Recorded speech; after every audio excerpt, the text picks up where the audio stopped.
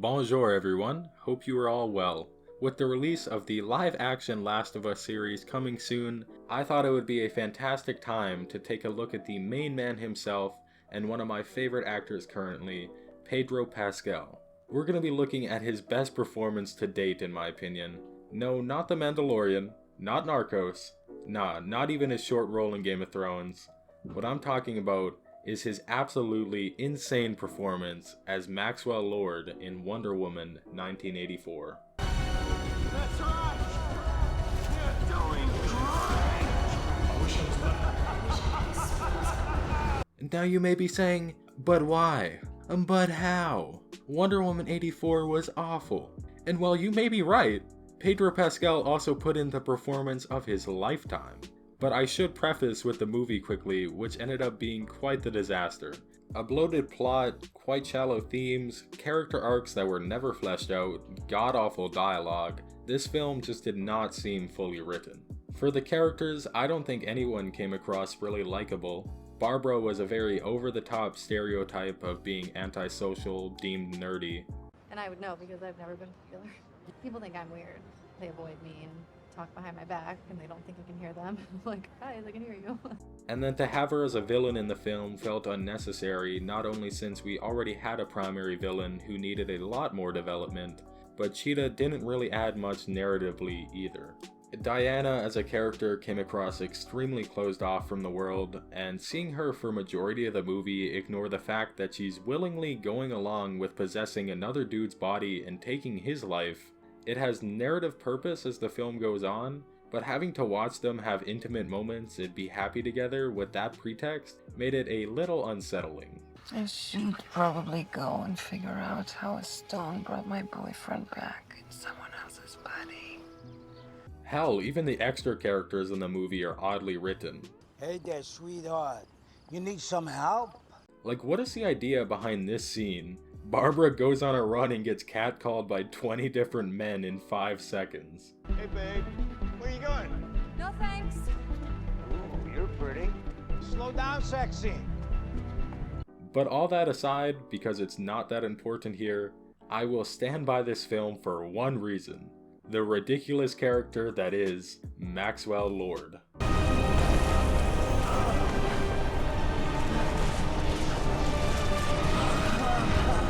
God, for such a poorly written and fleshed out film, Pedro Pascal put his all into this role. For him alone, I would rewatch this again, because I cannot stop laughing every time he comes on screen. Every time he appears, I audibly cheer as if I'm watching the Royal Rumble and bro is coming out as a surprise entrant. It's like an injection of dopamine and adrenaline into my veins, waking me up from the coma that is everything else in the movie. His outrageous performance is 100% necessary here, and I loved every bit of it. I would want all of your power, influence, authority, all the respect you command in the command. I mean, what else is there? Maxwell Lord is a shallow character, sure.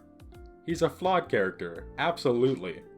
But he has one thing on his mind, and that's not to be a failure. His business model involves him becoming a literal genie and granting wishes to people while also taking any asset he wants from them. He plans to use this to become the most powerful and successful man of all time. Seeing him get off to these wishes is incredible. Bro is the blueprint for conceive, believe, achieve.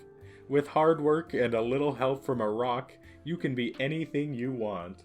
However, like all the wishes, there's a caveat, and so there's one big flaw in Max's plan. He gets more sick with every wish he grants. Now, like most people, you'd assume this flaw they've introduced would come back and lead to the demise of the villain and his plans. You know, classic Chekhov's gun.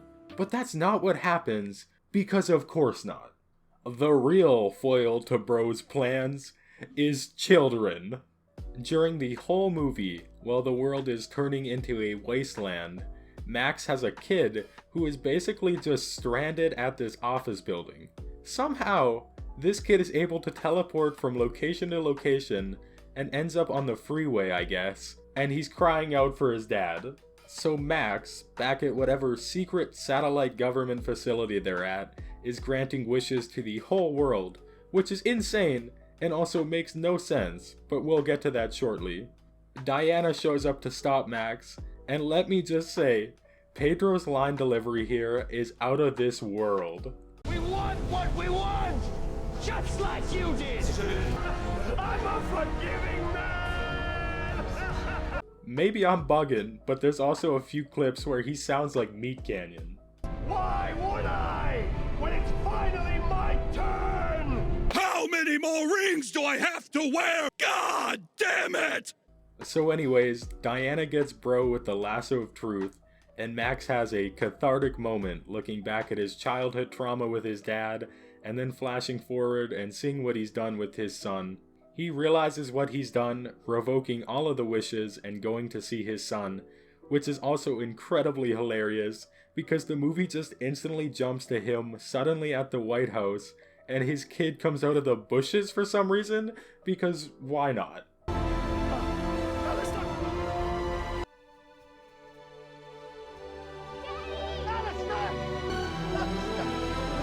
It was a nice moment.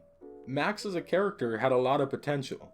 Seeing the one scene of his past with the trauma from his dad would have been a good base point for the character, if only we didn't get it with 5 minutes left in the movie. The trauma from his father would have been a great development point for his character to be centered around.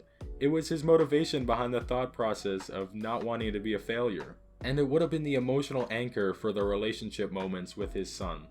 But unfortunately, due to poor character writing and putting a lot of time towards Barbara, since they wanted her in the film rather than fleshing out Max's character, it left him and in fact all of the characters very poorly developed. Oh well though, since there was a lot of fun to be had in how ridiculous this wish scheme was, considering they did not explain or make any sense of it at all. It becomes the most absurd, goofy aspect of the movie. Pedro's got the whole world in his hands as they wish for the wildest stuff. Like this couple gets in an argument and just says the most out-of-pocket shit. I wish all you Irish bastards would get sent back to where you came from! Yeah, well I wish you dropped dead! But it brings up the question that is never answered. How does this work? Like if 100 people wish to be president, what happens? If someone is having a bad day and wished for the world to explode or something, what happens? What about all the people wishing for good stuff like no more violence or world peace? None of this is ever explained, so we're just left to watch as Pedro Pascal goes on the tear of his life, getting maniacal as the world implodes. They already heard me, and those that haven't yet!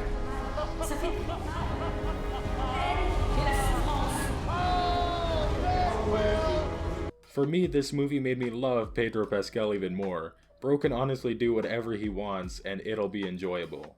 Well, he's tugging at my heartstrings and being badass in The Mandalorian. In this, he just gets to run free and be as wacky as he wants. Even though everything about this film is bad, Pedro Pascal is not. So just remember, kids. Life is good, but it can be better.